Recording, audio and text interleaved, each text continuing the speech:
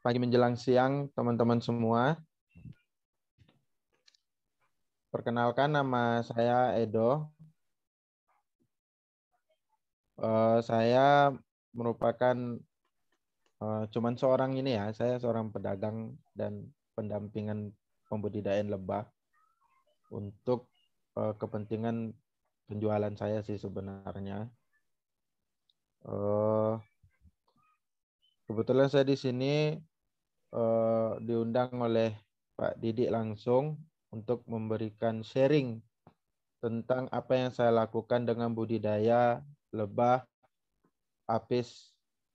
lebah Trigona apicalis. Seperti itu. Terima kasih kesempatannya Pak Didik. Eh, Terima kasih juga sebelumnya sini saya disclaimer dulu, saya cuma sharing sesuai dengan pengalaman pribadi yang saya lakukan di lapangan. Mulai sejak 2015 saya mulai menekuni budidaya lebah Trigona ini, kemudian kami praktekkan bersama-sama dengan teman-teman di Riau, khususnya di daerah Kabupaten Siak dan daerah Kabupaten Meranti. Nah,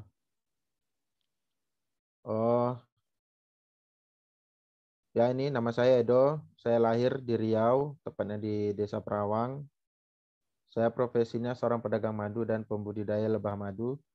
Saya pribadi untuk di tempat saya tinggal ini, saya membudidayakan Trigona jenis Itama. Nah, untuk teman-teman petani saya, kami melihat potensi yang ada di daerah-daerah tersebut. Nah, kami mendirikan budidaya ini yang mulai memproduksi masif itu tahun 2017. Total teman-teman yang ikut bergabung bersama saya itu 15 orang. Sebenarnya lebih, tapi yang hari ini saya ingin presentasikan itu yang fokusnya pada Trigona apicalis, di mana merupakan jenis Trigona yang cukup menarik untuk dibahas. Jumlah log atau koloni dari teman-teman yang bergabung itu sekitar 150 koloni dengan produksi per bulan sekitar 100 kilo kurang lebih. Apabila ada permintaan yang lebih, maka kami meminta bantuan kepada pihak teman-teman pembudidaya yang lain yang berada di daerah yang sama. Baik. Nah, sebelumnya ini sedikit yang saya pahami tentang apicalis ya, Tetragona apicalis merupakan jenis lebah yang saya rasa bahkan di Riau Daratan di tempat saya tinggal ini kami tidak menemukan spesies ini, hanya di daerah Selat Panjang di Kabupaten Meranti, di kota Selat Panjangnya. Di mana ternyata apicalis ini membutuhkan vegetasi alam berupa kekayaan damar. Nah, di daerah kami di Selat Panjang itu merupakan daerah yang memiliki vegetasi alam berupa pohon meranti, di mana pohon meranti juga yang kami ketahui menghasilkan damar yang cukup baik, dan beberapa pohon lainnya menghasilkan resin dan propolis yang cukup banyak. Nah, jadi kami kenali daerahnya, kemudian kami inspeksi varian spesies apa yang ada di daerah tersebut, kemudian kami menggali potensinya untuk dibudidayakan, seperti itu. Nah, ini dia jenis. Sebenarnya di Selat Panjang ini, di Kabupaten Meranti ini, kami melihat ada dua jenis. Sepertinya ada apicalis dan binghami. Cuman karena kurangnya ilmu kami dalam mengidentifikasinya, kami belum tahu mana yang binghami, mana yang apicalis. Cuman setelah dari penjelasan Ibu Siti Salma, mungkin saya bisa identifikasi lagi. Ternyata yang binghami dengan corong yang begini dan apicalis corong yang begini. Nah, ini dari peternakan kami, dari budidaya kami, inilah jenis lebahnya, bersayap putih di ujung. Dan ini model dari kantung-kantung lebahnya. Nah, ini nggak bisa, tapi ini berbentuk video. Nah, ini jenis lebahnya. Sayapnya putih di bagian ujung. Nah, yang kami pahami ini adalah jenis apicalis. Nah, kenapa kami memilih lebah ini untuk dibudidaya? Yang pertama karena memang dari segi alam dan jenis lebah yang ada di daerah ini mayoritasnya adalah Tetragona apicalis. Jadi relatif lebih mudah untuk kami budidaya dibandingkan dengan jenis lebah madu jenis apis, ya, atau lebah bersengat.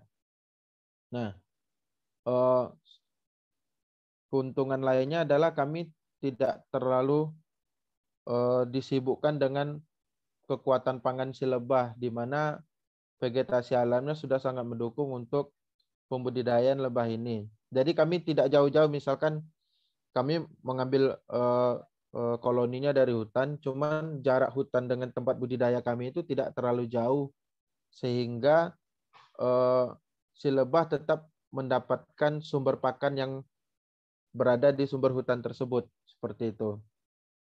Nah, kemudian kenapa kami memilih lebah ini? Karena pemeliharaannya tidak intens, tidak perlu secara intens, tidak perlu perhatian secara khusus. Paling kami menyediakan beberapa model fondasi lock di mana untuk menghindari predator-predator si lebah.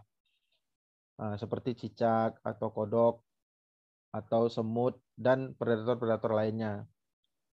Kemudian lebah ini tentunya tidak menyengat karena tidak memiliki sengat, sehingga sangat aman apabila kami memanennya di tengah-tengah masyarakat atau di saat orang-orang lewat gitu kan. Jadi sangat aman.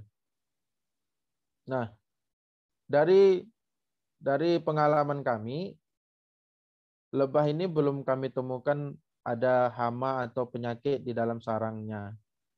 Dan belum kami temukan selama dari 2017 itu produksi daripada madunya itu berkurang. Seperti itu. Nah, jadi mungkin karena kekayaan alamnya juga yang menyebabkan lebah terus memproduksi madu dengan sangat baik. Dan lebah apicalis ini di daerah kami itu sangat beradaptasi dengan baik. Walaupun kami pindahkan, tapi belum ada koloni yang gagal di budidaya. Semuanya berhasil. Seperti itu. Nah, teknis budidaya kami berawal dari niat kami dulu, persiapan ya. Kemudian kami menganalisa vegetasi dan lingkungan. Kurang lebih 3 bulan kami melakukan itu. Kami berkeliling memastikan apa saja spesies yang ada, kemudian potensi yang harus kami gali dari spesies yang ada. Kami melakukan inspeksi dengan tekun, lalu kami mempersiapkan dulu alat-alatnya, seperti kami mempersiapkan bahan-bahan kayu untuk toppingnya, topping atas berbentuk petak seperti itu untuk sarangnya. Lalu kemudian setelah itu kami melakukan pengelolaan koloni dan vegetasi. Tentunya kami koleksi indukan koloninya dari hutan, kami ambil. Kemudian di lahan yang kami persiapkan untuk budidaya tersebut, kami juga menambahkan sedikit sumber pakan untuk memperkuat lagi sumber pakan yang ada agar si lebah tetap nyaman berada di sana, tidak kabur seperti itu. Nah, kemudian kami mencari koloni kerabutan seperti saya katakan tadi, dan kemudian kami mendesain topping locknya. Jadi setelah kami ambil si lebahnya ke tempat budidaya kami di tanah kami, terus kami diamkan dulu sekitar 1-2 minggu. Si lebahnya tidak kami pasang topping dulu, tidak langsung dipasang topping, tapi kami biarkan dulu agar dia bisa beradaptasi dulu. Lalu kemudian baru kami persiapkan toppingnya dan kami pasang di bagian atas lock tersebut. Nah, kemudian setelah itu terus kami pantau setiap 3 hari sekali atau 5 hari sekali kami pantau perkembangan locknya, perkembangan koloninya. Setelah dirasa setelah 2-3 bulan kami melihat perkembangan yang cukup baik, kami mencoba untuk memanennya dan berhasil.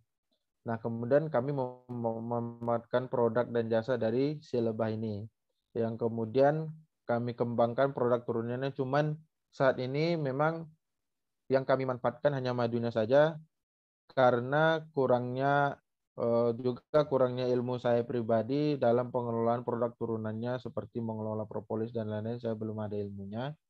Untuk sementara kami hanya bergantung kepada produk madu, yang kemudian kami membuka kemarin kami sempat membuka jasa pembuatan topping log juga untuk teman-teman di daerah yang tertarik akan membudidayakan hal ini, dan sedikit mengedukasi mereka bagaimana cara yang baik dan tidak merusak alam tentunya. Nah, kemudian setelah produk ini kami pastikan kualitas dan mutunya, kemudian kami melakukan pemasaran untuk memasarkan madu ini secara berkesinambungan. Nah, kami melakukan standarisasi cara panennya. Cuma kebetulan saya tidak ada foto ininya, foto alat sedot khususnya. Nanti mungkin di lain waktu bisa saya kasihkan sama Pak Didi untuk di-share kembali ke teman-teman.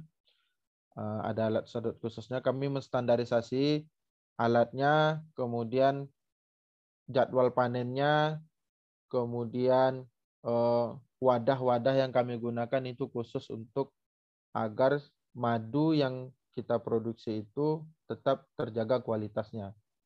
Nah, setelah madunya kami lakukan standarisasi, lalu kami kemudian melakukan teknik-teknik pemasaran seperti itu.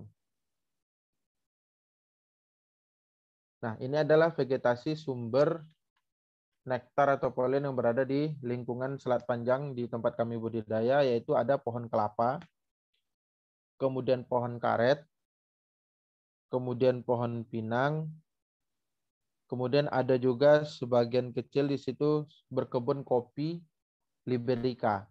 Nah, ini adalah sumber-sumber nektar yang mungkin ada beberapa lagi yang kami tidak sebutkan. Ini adalah sebagian besar nektar yang ada di sana, di tempat pembudidayaan kami.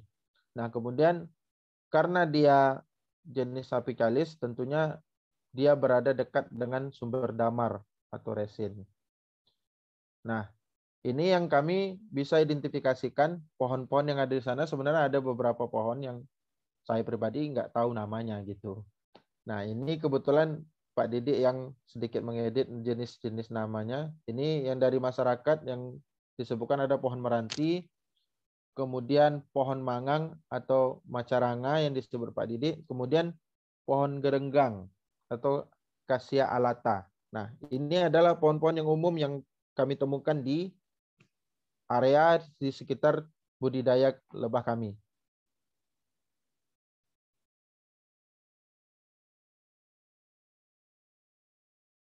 Dan mungkin nanti lebih lanjutnya ini sesuai dengan keterbatasan ilmu. Kami juga berharap adanya pihak-pihak ahli yang mau turun ke pembudidaya kami, karena kami masih jauh keilmuannya untuk melakukan ini. Cuman kami punya niat yang kuat yang berbarengan dengan kebutuhan ekonomi masyarakat sekitar, di mana mereka juga bergantung kepada alam. Jadi maka dari itu kami melakukan pembudidayaan lebah ini yang mungkin masih dalam bentuk yang sederhana, bisa dilihat tidak ada tambahan-tambahan atau inovasi-inovasi, hanya dalam bentuk pembudidayaan standar ya, tradisional lah bisa dibilang. Kalau kami lihat kalau di dunia perbantu ada tambahan-tambahan inovasi, sarangnya dibentuk sedemikian rupa dan lain-lain, kami tidak. Nah,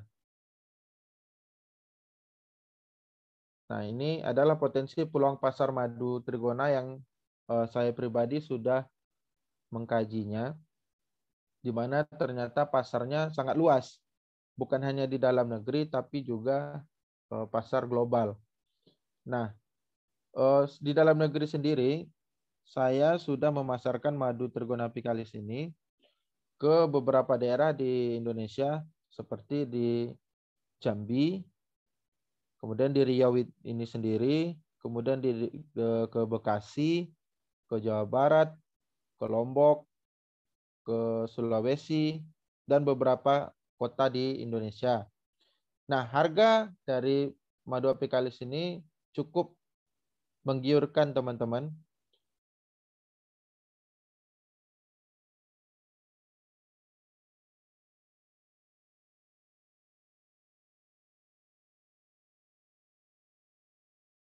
Nah, ini potensi harga yang cukup, bagi saya pribadi, harga yang cukup baik berbanding lurus dengan manfaat yang diberikan si madu dari apikalis ini. Karena seketika konsumen mencoba madu ini, banyak hal baik yang terjadi di tubuh mereka. Seperti 2 hari yang lalu, konsumen saya itu mencoba madu ini, dia terpapar COVID, positif COVID, kemudian dia mencoba meneteskan madu ini ke dalam hidungnya, sekitar 2 tetes. Selang 1 jam, penciumannya atau indera penciumannya kembali bisa mencium aroma. Nah, dalam hitungan jam. Itu adalah testimoni langsung dari konsumen yang mencobanya. Masih banyak lagi testimoni seperti asam lambung yang akut kemudian hanya meminum 2 kali sembuh dan lain sebagainya. Terbukti bahwasanya madu Trigona apikalis ini memiliki manfaat yang luar biasa.